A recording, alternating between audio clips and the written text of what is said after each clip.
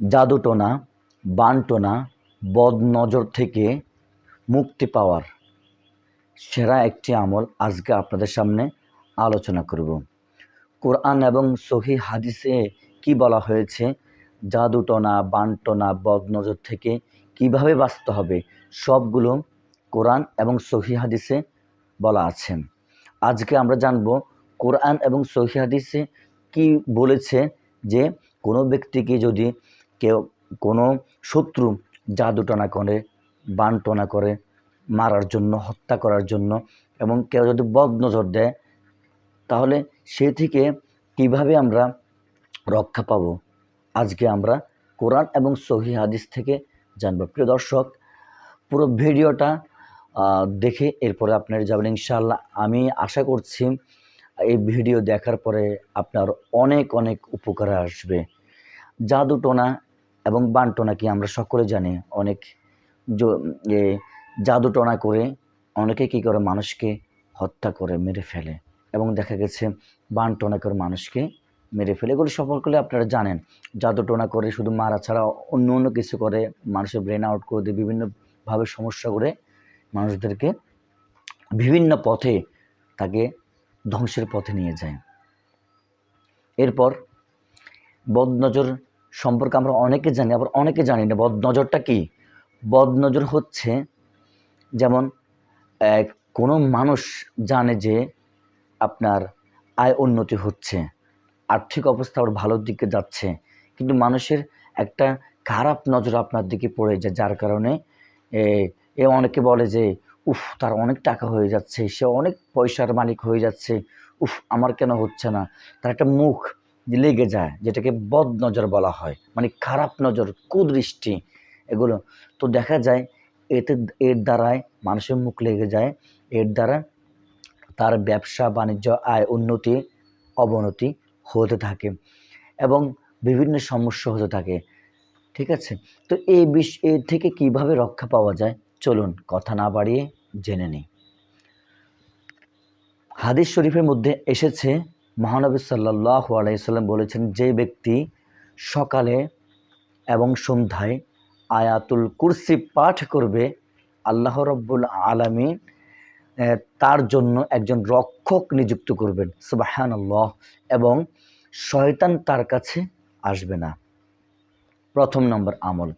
দ্বিতীয় নম্বর আমল হচ্ছে, যে ব্যক্তি এই সকালে এবং সন্ধ্যায়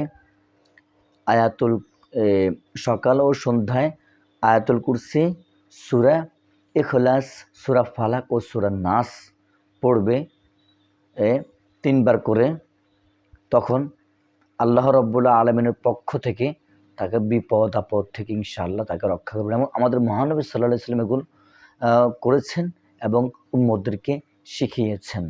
প্রিয় দর্শক, 3 নম্বর আমল হচ্ছে, সকালে প্রতিদিন সকালে 7টি করে আজওয়া খেজুর খাওয়া। মহানবী সাল্লাল্লাহু আলাইহি ওয়াসাল্লাম প্রতিদিন সকালে আজওয়া খেজুর খাওয়ার জন্য বলেছেন। যে ব্যক্তি, হাদিস শরীফের মধ্যে এসেছে, যে ব্যক্তি সকালে 7টি আজওয়া খেজুর খাবে, সকালে 7টি আজওয়া খেজুর খাবে, সেদিন তাকে কেউ যদি বানটোনা করে, বিভিন্ন সমস্যা করে, তখন তার গায়ের মধ্যে লাগবে না। এবং হাদিস শরীফে এসেছে, যদি সেদিন যদি সে বিষও খেয়ে ফেলে, ওই বিষটা তার শরীরের মধ্যে ক্ষতি করতে পারবে না। তো মহানবী সাল্লাল্লাহু আলাইহি ওয়াসাল্লাম মহানবী সাল্লাল্লাহু আলাইহি ওয়াসাল্লাম সহিহ হাদিসে তারা এগুলো প্রমাণিত আছে, বলেছেন মহানবী সাল্লাল্লাহু আলাইহি ওয়াসাল্লাম আজওয়া খেজুর কথা, যে 7টি আজওয়া খেজুর খেলে সেদিন বিষ পান করে ফেললো যদি ভুলে ক্রমে, তখন ওই বিষে পর্যন্ত কাজ করে না, এবং বিভিন্ন পোকামাকড় যদি দংশন করে, সে থেকে রক্ষা পাওয়া যায়, এবং জাদুটোনা, বানটোনা বা বদনজর থেকে রক্ষা পাওয়া যায়। প্রিয় দর্শক, 4 নম্বর যে আমলটি হচ্ছে, সে আমলটি হলো রাতে ঘুমানোর পূর্বে আপনি এই সূরা ইখলাস, সূরা ফালাক এবং সূরা নাস এই 3 বার পড়বেন। যদি পারেন আয়াতুল কুরসিটা পড়বেন, পড়ে এভাবে ফু দিয়ে এই দুইটা অঞ্জলি, এটাকে বলা মানে 2 হাত একসাথে করে অঞ্জলির মধ্যে ফু দিয়ে এইভাবে করে একটা মেসেজ করে দিবেন, ফু দিয়ে দিবেন। এই 4টি আমল যদি আপনি করতে পারবেন প্রিয় দর্শক, ইনশাআল্লাহুল আজিজ, আল্লাহ রব্বুল আলামিনের কালামে পাকের উসিলায়, মহানবী সাল্লাল্লাহু আলাইহি সাল্লামের সুন্নাহ এর উসিলায় আল্লাহ রব্বুল আলামিন আপনাকে জাদুটোনা, বানটোনা, বদনজর থেকে রক্ষা করবেন ইনশাআল্লাহুল আজিজ।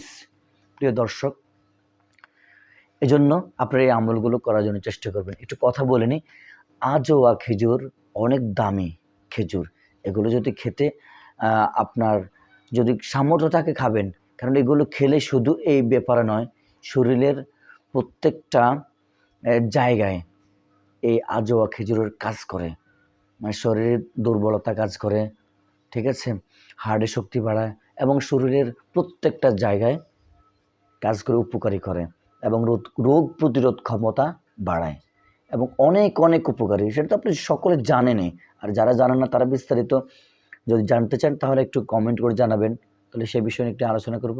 প্রিয় দর্শক, কথা না বাড়িয়ে আজকের মতো বিদায় নিচ্ছি।